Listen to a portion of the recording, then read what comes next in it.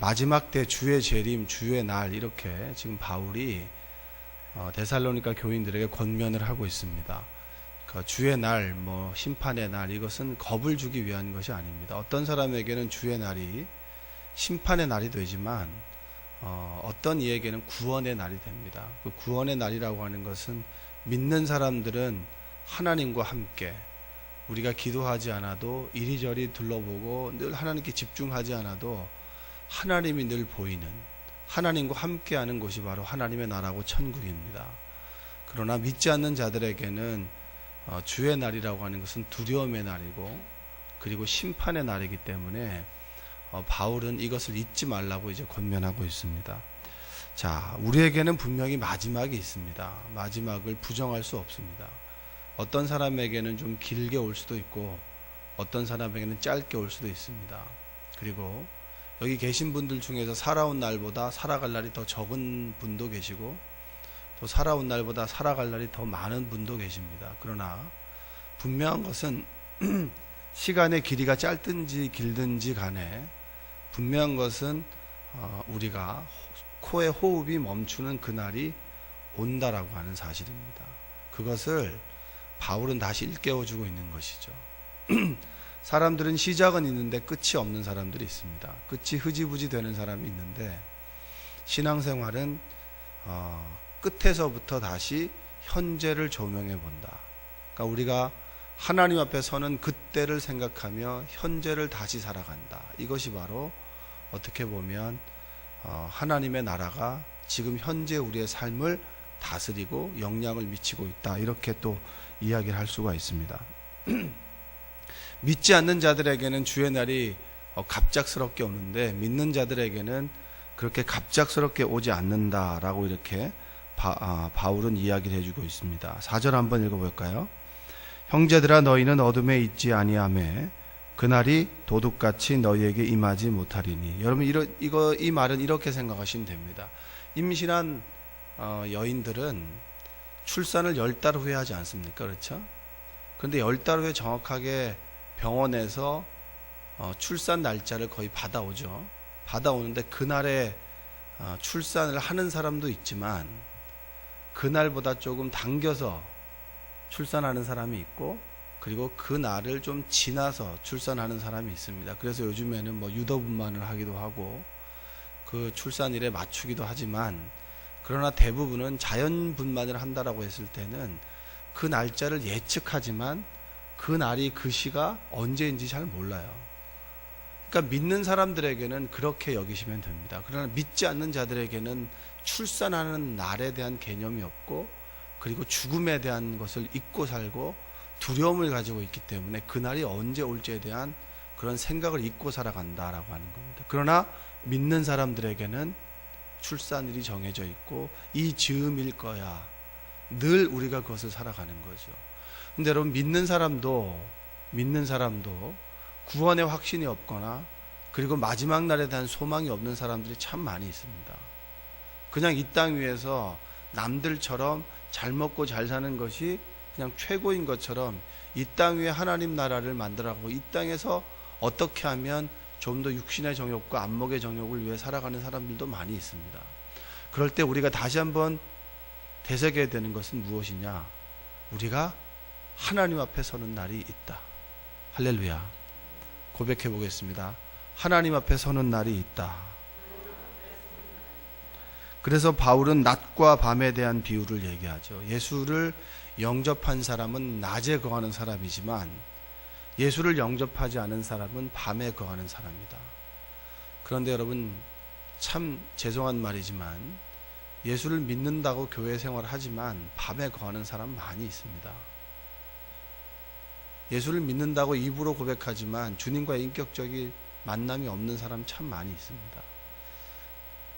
지난주 이제 금토 이렇게 아동부 성경학교를 했는데 제가 말씀을 좀 전하게 됐습니다. 전하게 되면서 제 바람은 한 가지였어요. 여기 앉아있는 아이들이 평생에 주님을 떠나지 않았으면 좋겠다. 제가 만나본 사람 중에 자기가 청년회 회장을 했다는 등 중고등학교 때 학생부 때 회장을 했다는 등 하는 얘기 많이 듣거든요. 술자리에서 그런 얘기 하기도 하고, 뭐 얘가 옛날에 좀 다녔습니다. 뭐 교회가 어떠니 저떠니 다 떠나서 예수님을 만난 사람이 주님이 부르신 날까지 그 신앙을 지켰으면 좋겠다라고 하는 바람이 그거였어요. 아이들이 기도를 하던 기도하지 않건 간에 저는 기회를 주는 거죠. 주님을 만날 수 있는 기회. 또 중학교 가면 학원 간다고 빠지죠. 그렇죠. 엄마들은 교회 가야 된다라고 하는 걸 알죠. 아는데 남들 다 가니까 안 보내면 우리 아이가 뒤처질 것 같고, 그러니까 거기서부터 믿음이 꺾이기 시작하면 세상을 이길 수 있는 믿음은 없습니다. 세상이 그렇게 돌아가는 것이죠. 여러분, 예수를 진정으로 영접하는 여러분 되시기 바랍니다. 예수님을 영접하는, 그 예수님과 동행하는 삶, 그 삶이 진정으로 우리에게 필요합니다. 그리스도인의 가장 큰 축복은 내 인생의 마지막 날이 있고 그 마지막 날에 내가 주님을 본다. 그리고 하나님 나라에 들어간다. 그것이 가장 큰 복입니다. 그리고 지금 이 순간에 나와 주님께서 함께 하신다. 그리고 지금 주님과 함께 살아가는 그 삶이 하나님의 나라다 라고 하는 것이 최고의 복이지, 내가 좀 좋은 옷을 입고 그리고 좋은 차를 타고 넓은 집에 산다 라고 하는 것이 좀 불편할 수 있지만 그것이 우리 인생의 최고의 복은 될 수 없다라고 하는 사실입니다. 여러분, 지금 주어진 것에 감사하고 만족할 수 있는 여러분들 되시기를 바랍니다.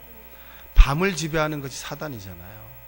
늘 하나님의 은혜를 받지만 늘 하나님의 은혜를 빼앗아가고 구원의 확신을 흔들어버리고, 그리고 늘 다른 사람과 나를 비교하게 만드는 것이 바로 밤, 그리고 사단의 영향력이라고 하는 겁니다.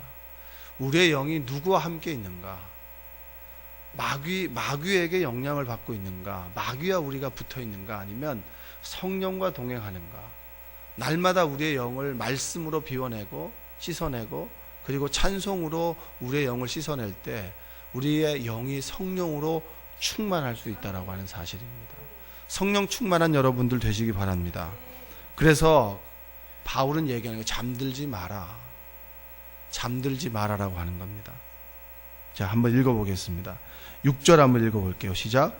그러므로 우리는 다른 이들과 같이 자지 말고 오직 깨어 정신을 차릴지라. 자지 마세요.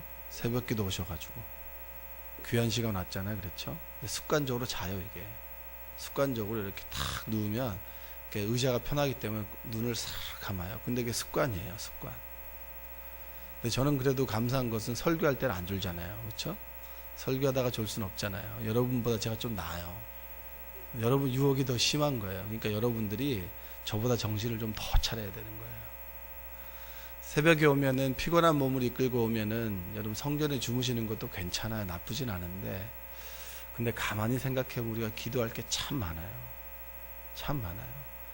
내 아들이, 내 자녀가 잘 되겠지가 아니에요. 가만히 생각하면 잘 되겠지가 아니라 정말 기도해야 돼요. 주님께서 그 영혼을 지켜주시고 내 아내를 지켜주시고 내 남편을 지켜주셔야 됩니다. 여자분들이 많이 계신데 남편을 위해서 많이 기도해 주십시오. 그리고 내 남편이 다른 사람들과 비교해 봐서 몇 점 그런 거 생각하지 마시고 우리 인생 가운데 최고의 남편이라 생각하지 마시고, 말로써 남편 기죽이지 말고 말로써 남편 세우는 은혜가 있기를 주님의 이름으로 축복합니다. 아멘이 안 나오시네. 할렐루야. 네, 남편을 세워주셔야죠. 세상이 얼마나 남자들이 살아가기 험한 세상인 줄 압니까? 40대 50대 되면요, 이제 젊은 사람들 팍팍 올라오면 늘 기죽어요. 그럴 때 집에서도 기죽이고 밖에서도 기죽으면 여러분 성전 와서 울 수밖에 없잖아요. 그런데 하나님께 기도하고 집에 갔더니 내 아내가 나를 자꾸 세워주고 그리고 기도해 주네. 그러면 삽니다. 여러분들이 그거 하셔야 돼요. 자꾸 남들과 비교해가지고 남들은 어떠니 저떠니 그런 거 하지 마십시오.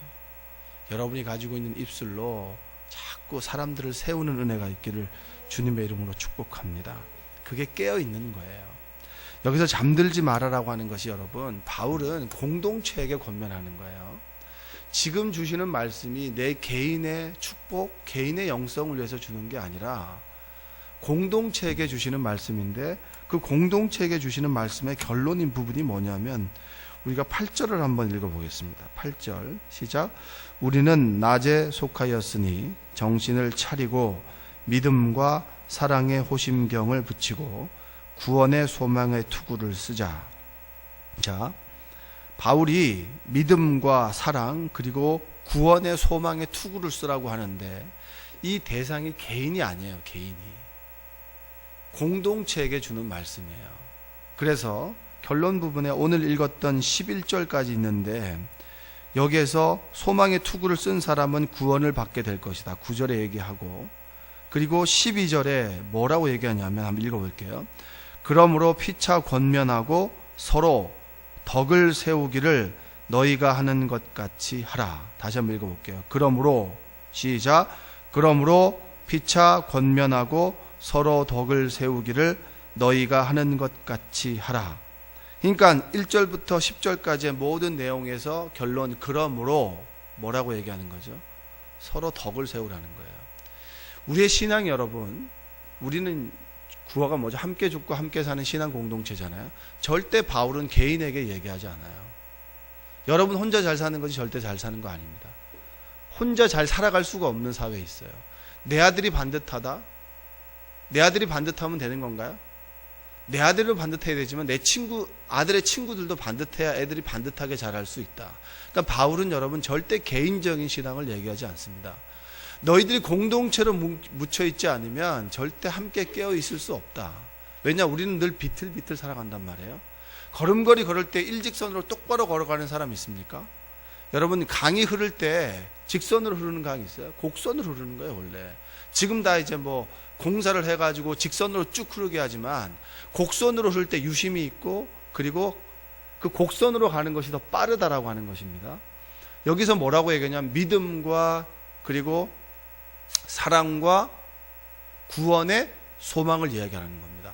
모든 공동체가 가지고 있어야 되는 것이 무엇이냐면 믿음이 있어야 된다. 할렐루야.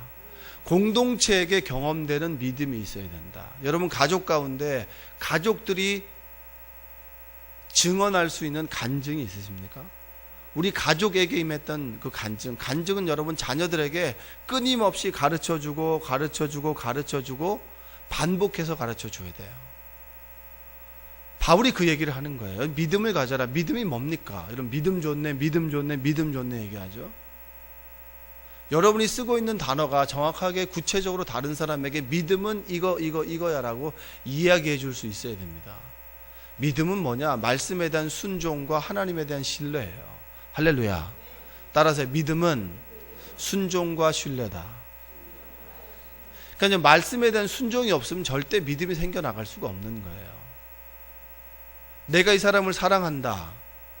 여러분, 나와 성격이 다른 사람을 사랑할 수 있습니까? 그건 여러분 기적입니다. 그게 안 되기 때문에 우리가 하나님 말씀에 순종해서 사랑하기 위해서 이 자리에 나와서, 하나님, 제가 저의 영혼을 사랑합니다. 사랑할 수 있는 힘을 주시옵소서라고 순종하게 되고, 그러면 그 순종하는 기도가 하나님의 인격에 비추어 봤을 때 내 요구를 들어주신다. 먼저 그의 나라와 그의 의를 구하라. 그리하면 이 모든 것을 너희에게 더하시겠다라고 했던 그 하나님의 말씀, 그 인격에 신뢰하게 되었을 때 내가 사랑하게 될 것이다라고 하는 것이 믿음이라고 하는 겁니다. 할렐루야. 그러니까 순종이 없으면 절대 믿음이 우리에게 생겨날 수가 없는 거예요. 여러분들이 하나님의 일을 합니다. 하나님을 할 때 가장 힘든 게 뭐냐면 일에 많고 적음이 아니에요. 일이 많으면요, 피곤하면 그냥 좀 한두 시간 더 자면 되는 거예요. 근데 더 힘든 것은 인간관계가 힘든 겁니다. 자꾸 부딪히는 거죠. 대부분 교회에서의 분쟁은 뭐냐면, 예를 들면 주방에서 봉사를 한다고 하면 깍두기냐 김치냐 이거거든요. 나는 깍두기를 담궈야 되는데 왜 우리는 배추를 담그려고 그러냐. 이것 때문에 여러분 주방이, 그리고 교회가 분열되는 거예요. 그러니까 교회가 분열되는 건 여러분 인류의 평화, 전쟁이 없는 사회, 이런 건 큰 명분이 아니에요. 내 고집입니다. 그럴 때 믿음이 뭐냐 하면 먼저 하나님의 나라에 순종하는 것이죠. 그 말씀에 순종했을 때 하나님께서 이제까지 역사하셨던 하나님은 우리의 삶을 분명히 형통하게 만들어 주실 거야. 하나 되게 하실 거야 라고 하는 것이 믿음이라고 하는 거예요. 그러니까 바울은 그 믿음을 가지십시오 라고 얘기를 하는 거죠. 그 믿음이 있는 사람은 뭐냐면 내 옆에 있는 사람을 사랑할 수 있게 된다. 그래서 믿음과 사랑, 그러면 내가 하나님에 대한 믿음을 가지고 내 옆 사람을 사랑하고 그 가운데 하나님의 사랑이 임하게 될 때 우리 공동체는 구원에 대한 소망을 갖게 된다라고 하는 겁니다. 믿지 않는 자들을 세우게 되고 그들과 함께 하나님의 나라를 만들어가고, 그리고 이 공동체가 하나님의 나라를 만들어갈 때 우리는 구원을 소망하게 된다라고 하는 얘기입니다. 여러분들이 믿음과 사랑과 구원의 소망을 잃지 않게 되시기를 주님의 이름으로 축복합니다. 여러분, 하나님의 나라가 지금 이루어졌고, 그리고 하나님의 나라가 주님께서 다시 오실 때 완성됩니다. 그런데 우리는 그 자체가 없고 지금 이 순간에 내가 부족한 것, 내 간구만 들어주세요. 어느 순간에는 여러분, 어린아이와 같은 믿음이 어른처럼 되어야 될 때가 있어요. 철이 들어야 될 때가 있어요. 그러면 내가 원하는 것보다 어느 순간에 나에게 주어진 것에 감사하는 신앙으로 바뀌게 될 때가 있습니다. 그때는 여러분, 주의 나라와 그리고 하나님 주신 사명을 위해서, 공동체를 위해서 헌신할 수 있는 여러분들 되시기를 바랍니다. 일을 하게 되면서 부딪히는 사람들이 있죠. 늘 부딪힙니다. 우리 인간들이 풀지 못하는 숙제 중에 하나가 인간관계에 대한 문제예요. 이 문제는 푼 사람은 아무도 없어요. 그러나 그 인간관계를 풀었던 분이 누구냐면 예수 그리스도예요. 그래서 예수님으로 인해서 우리는 사랑을 배우고 그분의 삶을 배우고 그분이 어떻게 다른 사람들을 대했는지를 배우는 겁니다. 바리새인들에게는 독사의 자식이라고 욕을 했지만, 그러나 가늠한 여인에게는 죄 없는 자가 돌로 치라. 그러나 너 죄 있다. 내가 너에게 기회를 줄게. 라고 얘기하시는 분이 예수님이라고 하는 겁니다. 우리는 예수님을 배워야 되고 예수님을 따라야 되고 예수님에 대한 믿음을 우리가 가져야 된다라고 하는 것이죠. 바울이 결론적으로 피차 권면하고 서로 덕을 세워라 라고 합니다. 믿음과 사랑과 천국의 소망을 가지고 여러분, 옆에 있는 이 공동체를 세우십시오. 사랑하십시오. 그리고 서로 부족해도 서로 세워주십시오. 그리고 믿음에 넘어진 사람들을 사랑으로 권면하십시오. 자꾸 정죄하지 마세요. 왜 집사님이 그럽니까? 왜 장로님이 그럽니까? 왜 권사님이 그럽니까? 왜 목사님이 그럽니까? 라고 정죄하지 마시고 서로 덕을 세우고 사랑하고 보듬어주고 서로 세워서 하나님 나라 이룰 때까지, 주님이 다시 오실 때까지 바른 믿음을 갖고 서 있자. 이것이 바울이 오늘 우리에게 주시는 귀한 권면인 줄로 믿습니다. 여러분, 오늘 하루 사랑하며 살아가시기를 주님의 이름으로 축복합니다. 믿음 잃지 않기를 바랍니다. 주일날만 반짝하는 믿음 가지고 6일 동안 철저하게 세상 속에 살아가게 될 때, 세상 사람들이 살아가는 법칙으로 살아가게 되면 하나님 앞에 서게 됐을 때 할 말 아무 말도 없는 거예요. 입은 있으나 할 말이 없습니다. 여러분, 그런 삶 부끄러운 삶입니다. 그러나 하나님, 제가 부족합니다. 사랑이 없습니다. 세상 속에서 믿음 가지고 살아가지 못했지만, 그러나 끊임없이 부딪히며 아둥바둥 말씀 부여잡고 기도하며 오늘도 바로 서려고 합니다. 주님 도와주옵소서. 이것이 여러분 세리의 기도 아닙니까? 여러분, 우리에게 필요한 것은 그러한 기도입니다. 넘어지지만 주님 일으켜 세워 주옵소서. 오늘 하루 만나와 매출하게 은혜를 주시고 능력을 주셔서 오늘 하루 온전한 믿음으로 살아갈 수 있도록 주님 도와주옵소서. 저 부족한 거 압니다. 제가 늘 교만한 것도 압니다. 그러나 오늘 이 자리에 섭니다. 주여 도와주옵소서. 그 믿음 가지고 살아가시기를 주님의 이름으로 축복합니다. 자, 우리 393장